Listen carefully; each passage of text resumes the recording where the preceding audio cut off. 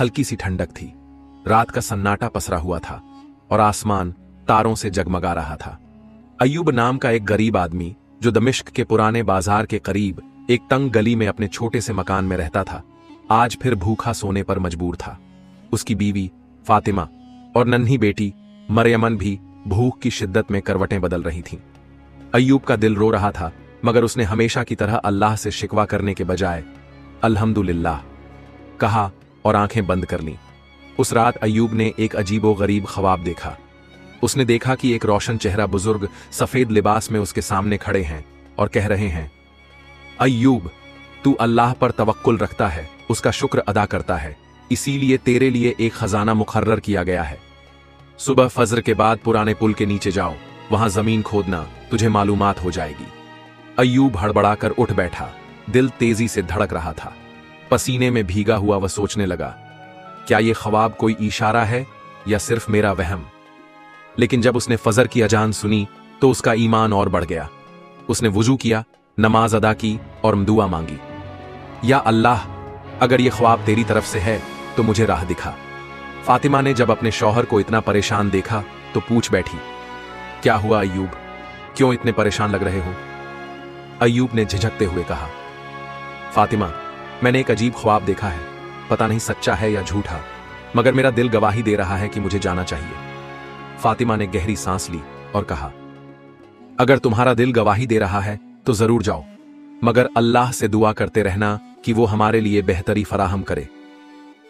अय्यूब ने हिम्मत करके घर से निकलने का इरादा किया। उसकी जेब में सिर्फ 2 तांबे के सिक्के थे, मगर दिल में उम्मीद का चिराग रोशन था। पुराना पुल दमिश्क के बाहरी हिस्से में था और वहां तक पहुंचने के लिए करीब 2 घंटे का सफर करना पड़ता था। अय्यूब ठंड की परवाह किए बिना अल्लाह का नाम लेकर चल पड़ा। रास्ते में कई बार उसके दिल में शैतानी वसवसे आए। क्या यह ख्वाब सिर्फ एक धोखा था? अगर वहां कुछ भी न मिला तो? मगर हर बार उसने दिल को समझाया, अल्लाह सब कुछ देख रहा है, वो मेरे इम्तिहान ले रहा है। जब वह पुल के करीब पहुंचा तो सूरज की पहली किरणें जमीन पर पड़ रही थीं। चारों तरफ सन्नाटा था, बस दूर कहीं बाजार में लोगों की हलचल शुरू हो रही थी। अय्यूब ने हिम्मत करके जमीन खोदनी शुरू की। थोड़ी देर बाद उसके हाथ को एक सख्त चीज महसूस हुई। दिल धड़क उठा। उसने और जोर लगाया और मिट्टी हटाई तो एक पुराना संदूक नजर आया। अय्यूब की आंखें भर आईं। उसकी रग रग में सिहरन दौड़ गई। उसने कांपते हाथों से संदूक को निकाला और उसका ढक्कन खोला, मगर अंदर सिर्फ एक चिट्ठी रखी थी। उसके दिल को झटका लगा। उसने कांपते हाथों से चिट्ठी खोली। उस पर अरबी जबान में लिखा था, सब्र करो और अपने रब पर यकीन रखो, तुम्हारी आजमाइश पूरी होने वाली है। अय्यूब की आंखों से आंसू निकल पड़े। उसने अल्लाह की तरफ सर झुका दिया और कहने लगा, या अल्लाह, मैं तुझसे नाउम्मीद नहीं हूं, तेरा हर इम्तिहान मेरे लिए रहमत है। अय्यूब ने सोचा कि शायद उसे और खोदना चाहिए, मगर तभी उसके कानों में किसी के कदमों की आहट पड़ी। उसने जल्दी से चिट्ठी को संभाल लिया और देखा कि एक अजनबी शख्स उसकी तरफ बढ़ रहा है। उस शख्स की आंखों में अजीब सी चमक थी और उसके चेहरे पर एक रहस्यमयी मुस्कान थी। क्या तुम अय्यूब हो? उसने धीमे लहजे में पूछा। अय्यूब चौंक गया। हां, मगर तुम कौन हो? उस आदमी ने जवाब दिया, अगर तुम्हें सच में दौलत चाहिए तो अगले 3 दिनों तक सब्र करो और इसी जगह वापस आओ, अल्लाह तेरा इम्तिहान ले रहा है। अय्यूब के दिल की धड़कन तेज हो गई। वह उस रहस्यमयी शख्स को हैरत से देख रहा था जिसने उससे कहा था, अगर तुम्हें सच में दौलत चाहिए तो अगले 3 दिनों तक सब्र करो और इसी जगह वापस आओ, अल्लाह तेरा इम्तिहान ले रहा है। वो आदमी इतना कहकर चला गया और अय्यूब वहीं खड़ा सोच में पड़ गया। क्या यह कोई फरेब है या वाकई अल्लाह की तरफ से इम्तिहान? उसके दिल में हजारों सवाल उठ रहे थे। अय्यूब भारी कदमों से वापस घर की तरफ चल पड़ा। उसके पास कोई दौलत नहीं थी, सिर्फ वो चिट्ठी थी जिसमें लिखा था, सब्र करो और अपने रब पर यकीन रखो, तुम्हारी आजमाइश पूरी होने वाली है। घर पहुंचते ही फातिमा ने दरवाजा खोला। वो उम्मीद भरी निगाहों से अय्यूब की तरफ देख रही थी। क्या हुआ अय्यूब, कुछ मिला? अय्यूब ने गहरी सांस ली और कहा, नहीं, मगर एक इम्तिहान मिला है। फिर उसने पूरे किस्से को फातिमा के सामने बयां किया। फातिमा पहले तो परेशान हो गई, लेकिन फिर उसकी आंखों में यकीन की चमक आ गई। अय्यूब, अगर ये अल्लाह का इम्तिहान है तो हमें सब्र करना चाहिए। 3 दिन कोई ज्यादा नहीं होते, अल्लाह ने चाहा तो ये इम्तिहान हमारे लिए बेहतरीन होगा। अय्यूब ने सर झुका लिया। हाँ, मुझे भी यकीन है कि अल्लाह हमें मायूस नहीं करेगा। सुबह हुई, मगर घर में खाने के लिए कुछ भी नहीं था। मरियम को भूख लगी थी, वो मां से रोटी मांग रही थी, मगर घर में एक दाना भी नहीं था। अय्यूब ने अल्लाह का नाम लिया और घर से बाहर निकला। अगर अल्लाह ने मेरे लिए कुछ मुकर्रर किया है तो वो जरूर देगा। वो बाजार पहुंचा और एक दुकानदार से कहा, अगर तुम्हें किसी मजदूर की जरूरत हो तो मुझे काम दे दो। दुकानदार ने कुछ देर सोचा और कहा, मेरे पास कुछ बोझ उठाने का काम है, मगर मेहनताना सिर्फ 2 तांबे के सिक्के दूंगा। अय्यूब ने मुस्कुराकर कहा, मुझे कबूल है। शाम तक काम करने के बाद उसे 2 सिक्के मिले। उसने फौरन बाजार से थोड़ा सा आटा खरीदा और घर लौट आया। फातिमा ने रोटी पकाई और तीनों ने मिलकर अल्लाह का शुक्र अदा करके खाया। अगले दिन हालात और मुश्किल हो गए। न तो कोई काम मिला, न ही कोई उधार देने को तैयार हुआ। मरियम ने फिर से भूख की शिकायत की, मगर अय्यूब के पास उसे देने के लिए कुछ भी नहीं था। उसने अल्लाह की तरफ हाथ उठाए और कहा, या अल्लाह, तू ही सबसे बड़ा रिज़्क़ देने वाला है। थोड़ी देर बाद जब वो मस्जिद के बाहर बैठा था, एक अजनबी आया और उसके हाथ में रोटी रख दी। अल्लाह ने चाहा कि ये तेरा हो। अय्यूब की आंखों से आंसू बह निकले। उसने वो रोटी घर लाकर अपनी बीवी और बेटी को दे दी। तीसरा दिन सबसे मुश्किल था। पूरे दिन अय्यूब ने कुछ भी नहीं खाया। भूख और थकान की हालत में जब वो अपने घर लौटा तो उसकी हालत खराब हो चुकी थी। फातिमा ने कहा, कल सुबह तुम्हें फिर वहां जाना है, हमें अल्लाह से बहुत उम्मीद है। अय्यूब ने नमाज पढ़ी और अल्लाह से दुआ मांगी, या अल्लाह, अगर तूने मेरे लिए कुछ रखा है तो मेरी मदद कर। तीसरी रात गुजरने के बाद सुबह अय्यूब फिर पुराने पुल के नीचे पहुंचा। वहां वही रहस्यमयी शख्स उसका इंतजार कर रहा था। उसने मुस्कुराकर कहा, माशा अल्लाह, तुमने सब्र किया और अल्लाह ने तुम्हारे लिए जो मुकर्रर किया था अब वो तुम्हें मिलेगा। उसने जमीन की तरफ इशारा किया, वही जगह फिर से खोदो। अय्यूब ने कांपते हाथों से मिट्टी हटाई। इस बार वहां एक और संदूक था। जब उसने उसे खोला तो उसकी आंखें फटी की फटी रह गईं। संदूक में सोने चांदी के सिक्के, जवाहरात और एक और चिट्ठी थी। अय्यूब की आंखों में आंसू आ गए। उसने चिट्ठी खोली। उसमें लिखा था, यह तुम्हारी सब्र का इनाम है। अल्लाह अपने नेक बंदों का इम्तिहान लेता है और फिर उन्हें बेशुमार दौलत अता करता है। इस दौलत को नेक राह में खर्च करना और हमेशा अल्लाह का शुक्र अदा करना। अय्यूब ने दौलत को उठाया और सजदे में गिर पड़ा। उसने अल्लाह का शुक्र अदा किया और ये नीयत की कि वो इस दौलत का सही इस्तेमाल करेगा। घर पहुंचते ही उसने फातिमा और मरियम को सब कुछ बताया। उनकी आंखों से खुशी के आंसू बहने लगे। फातिमा ने रोते हुए कहा, ये सिर्फ दौलत नहीं, ये सब्र और ईमान की जजा है। अय्यूब ने गहरी सांस ली और चिट्ठी पढ़ने लगा। ये दौलत नेक राह में खर्च करना और हमेशा अल्लाह का शुक्र अदा करना। सुबह होते ही अय्यूब बाजार गया। उसने सबसे पहले एक खूबसूरत मकान खरीदा ताकि फातिमा और मरियम को सुकून मिल सके। फिर उसने कुछ जरूरी सामान लिया और मस्जिद जाकर शुक्राने की नमाज पढ़ी। लेकिन जब वो घर लौटा तो पड़ोस के कुछ लोग उसके पास आए। अय्यूब भाई, सुना है तुम्हारे पास खजाना मिला है। अय्यूब चौंक गया। उसे समझ नहीं आया कि यह खबर लोगों तक कैसे पहुंची। उसने सिर झुका लिया और कहा, हां, मगर यह अल्लाह की अमानत है। एक आदमी आगे बढ़ा और फुसफुसाया, अगर इतना पैसा है तो हमें भी थोड़ा दे दो, हम भी गरीब हैं। अय्यूब ने मुस्कुराकर कहा, अल्लाह ने जितना दिया है उसमें से मैं जरूर मदद करूंगा, मगर हर चीज का एक तरीका होता है। लेकिन कुछ लोग अंदर ही अंदर हसद करने लगे। अगर अय्यूब के पास खजाना आया है तो हमें भी इसका हक मिलना चाहिए। अय्यूब की नई जिंदगी मुश्किलों से भरी थी।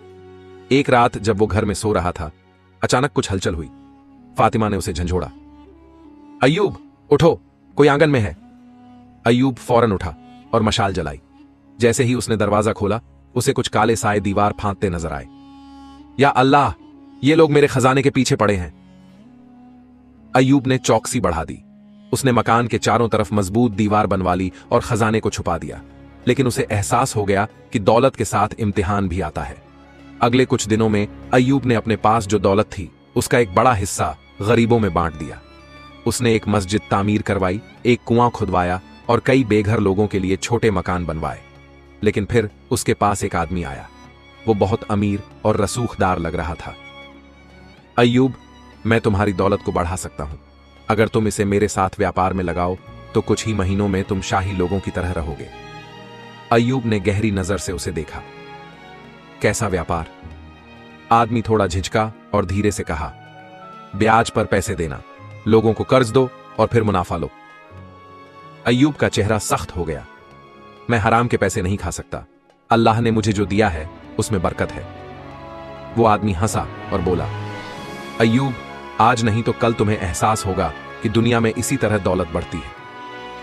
लेकिन अय्यूब ने कहा, मेरी दौलत अल्लाह की दी हुई है और मैं इसे उसी की राह में लगाऊंगा। दिन गुजरते गए और अय्यूब ने अपनी दौलत को नेक कामों में लगाना शुरू कर दिया। लेकिन फिर एक दिन एक ऐसा हादसा हुआ जिसने उसकी दुनिया हिला दी। मरियम अचानक बीमार पड़ गई। उसकी हालत बिगड़ती जा रही थी। अय्यूब और फातिमा ने कई हकीमों से इलाज करवाया, मगर कोई फायदा नहीं हुआ। एक बड़े हकीम ने कहा, अगर इसे बचाना है तो बहुत महंगी दवा लानी होगी। अय्यूब ने फौरन कहा, जो भी चाहिए मैं दूंगा। लेकिन जब उसने अपने पास रखा हुआ खजाना देखा तो वो हैरान रह गया। संदूक लगभग खाली हो चुका था। अय्यूब का दिल बैठ गया। उसने अपने माथे पर हाथ रखा और कहा, या अल्लाह, ये कैसी आजमाइश है। फातिमा ने उसका हाथ पकड़ा और कहा, अय्यूब, हमने हमेशा अल्लाह पर यकीन रखा है और अब भी रखेंगे। हमारी दौलत खत्म हो सकती है मगर ईमान नहीं। अय्यूब ने अपनी आखिरी दौलत इकट्ठा की और मरियम की दवा के लिए भेज दी। वो पूरी रात दुआ करता रहा, सजदे में गिरा रहा और अल्लाह से फरियाद करता रहा। सुबह हुई और अचानक मरियम की हालत बेहतर होने लगी। डॉक्टर ने कहा, यह किसी चमत्कार से कम नहीं। अय्यूब की आंखों से आंसू गिर पड़े। अल्लाह ने फिर हमारी दुआ कबूल कर ली। अय्यूब की जिंदगी में एक बार फिर से तंगहाली आ गई थी। वो दौलत जो अल्लाह की राह में खर्च की थी अब उसके पास नहीं थी, मगर उसके दिल में एक सुकून था कि उसने कोई गलत रास्ता नहीं अपनाया। अल्लाह ने मुझे फिर से इम्तिहान में डाल दिया है, अय्यूब ने सोचा। लेकिन समाज की बेरहमी उसके लिए एक और इम्तिहान बन गई। जिन लोगों ने पहले उसकी इज्जत की थी अब वही लोग उसका मजाक उड़ा रहे थे। देखो, अय्यूब को फिर वही हालात ने घेर लिया। इतनी दौलत मिली थी लेकिन रह न सकी। काश उसने समझदारी से इस्तेमाल किया होता। अय्यूब इन बातों से बेपरवाह था, लेकिन फातिमा और मरियम की आंखों में डर था। वो नहीं चाहते थे कि फिर से भूख और मुश्किलात उनका दरवाजा खटखटाए। एक शाम जब अय्यूब घर लौटा तो फातिमा की आंखें नम थीं। क्या हुआ? अय्यूब ने परेशान होकर पूछा। फातिमा ने धीमे लहजे में कहा, आज कुछ लोग आए थे, कह रहे थे कि हमें यह घर खाली करना होगा। अय्यूब के पैरों तले जमीन खिसक गई। मगर यह घर तो हमने अपनी हलाल कमाई से खरीदा था। हां, मगर कागजात पूरे नहीं हैं। वो कह रहे हैं कि किसी और का हक है इस पर। अय्यूब को अब समझ आया कि जब उसके पास दौलत थी तब यह मसला क्यों नहीं उठा। लोग उसके पैसे के दम पर चुप थे, मगर अब जब वो गरीब हो गया तो उसके साथ नाइंसाफी होने लगी। कई दिनों की भाग दौड़ और कोशिशों के बाद भी अय्यूब अपने घर को नहीं बचा सका। जिस छत के नीचे उसकी बीवी और बेटी सुकून से सोते थे वो अब उनके पास नहीं थी। फातिमा जब घर से निकल रही थी तो उसकी आंखों से आंसू बह रहे थे। क्या हमारी सारी मेहनत बेकार चली गई? अय्यूब ने उसके आंसू पोंछते हुए कहा, नहीं फातिमा, हमने सब्र किया था और अब भी करेंगे। अल्लाह हमें फिर से देगा। मरियम अपने बाबा की गोद में थी। वो मासूमियत से बोली, बाबा, अब हम कहां रहेंगे? अय्यूब की आंखों में आंसू आ गए, मगर उसने अपनी बेटी के सामने खुद को कमजोर नहीं दिखाया। उसने उसे गले लगाकर कहा, बेटी, अल्लाह हमारे लिए जरूर कोई राह निकालेगा। अब अय्यूब और उसका परिवार फिर से एक छोटी सी झोपड़ी में रहने लगे।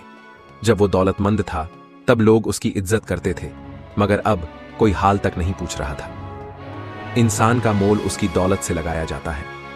अय्यूब ने कड़वा सच महसूस किया। दिन जब अय्यूब एक मस्जिद के बाहर बैठा था, एक अजनबी उसके पास आया। वो बुजुर्ग आदमी बहुत नूरानी चेहरे वाला था। उसने अय्यूब से कहा, तुम वही शख्स हो जिसने खजाना पाया और उसे नेक राह में खर्च कर दिया। अय्यूब ने हां में सर हिलाया। बुजुर्ग ने मुस्कुराते हुए कहा, अल्लाह अपने नेक बंदों का इम्तिहान लेता है और फिर उन्हें इनाम भी देता है। अय्यूब उनकी बातें समझ नहीं पाया, मगर फिर उस आदमी ने उसे एक चिट्ठी दी। अय्यूब ने कांपते हाथों से चिट्ठी खोली। उसमें लिखा था, अगर तुमने सच्चे दिल से सब्र किया तो तुम्हें अल्लाह से एक और इनाम मिलेगा। वही जगह फिर से खोदो जहां तुम्हें पहला खजाना मिला था। अय्यूब के हाथ कांपने लगे। क्या ये कोई और इम्तिहान है?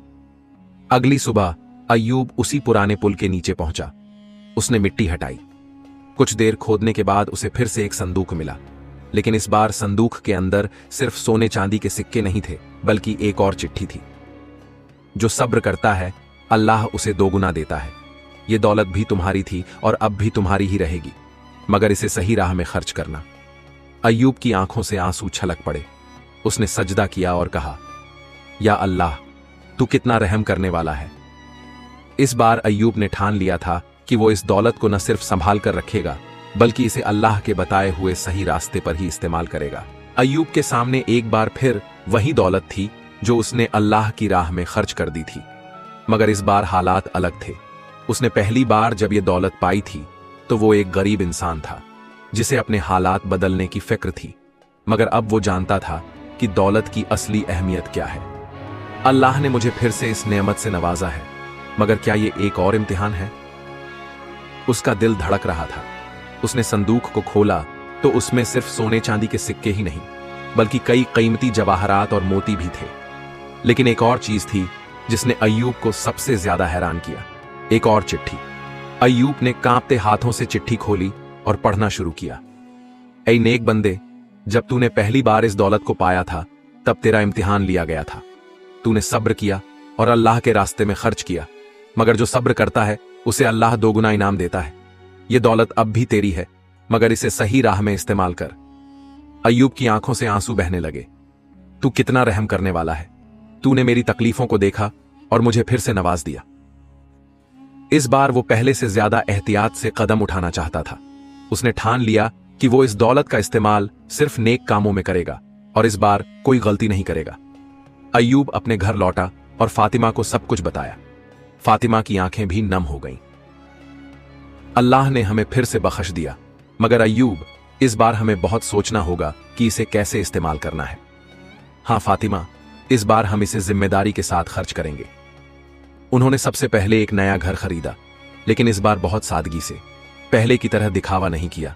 इसके बाद अय्यूब ने सोचा कि इस दौलत को कैसे नेक कामों में लगाया जाए। अय्यूब ने इस दौलत से कई नेक काम करने शुरू किए। गरीबों के लिए एक पनाहगाह बनाई जहां मुसाफिर और बेसहारा लोग आकर ठहर सकते थे। एक मदरसा कायम किया जहां गरीब बच्चों को मुफ्त तालीम मिल सके। बीमारों के लिए दवाखाना बनवाया ताकि जरूरतमंद लोगों को मुफ्त इलाज मिल सके। सूद से बचने के लिए एक हलाल तिजारत शुरू की ताकि लोग ब्याज के चंगुल से बाहर आ सकें और हलाल रोजी कमा सकें। धीरे धीरे लोग फिर से अय्यूब की इज्जत करने लगे, मगर इस बार ये इज्जत उसकी दौलत की वजह से नहीं, बल्कि उसके नेक कामों की वजह से थी। जब सब कुछ ठीक चल रहा था, तभी एक दिन एक अजनबी उसके पास आया। वो बहुत परेशान लग रहा था। भाई, मेरी मदद करो, मेरे ऊपर एक जालिम सूदखोर का कर्ज है। अगर मैंने अदा न किया तो वो मेरे घर पर कब्जा कर लेगा। अय्यूब ने उसे तसल्ली दी और पूछा, कितना कर्ज है? उस आदमी ने एक बड़ी रकम बताई।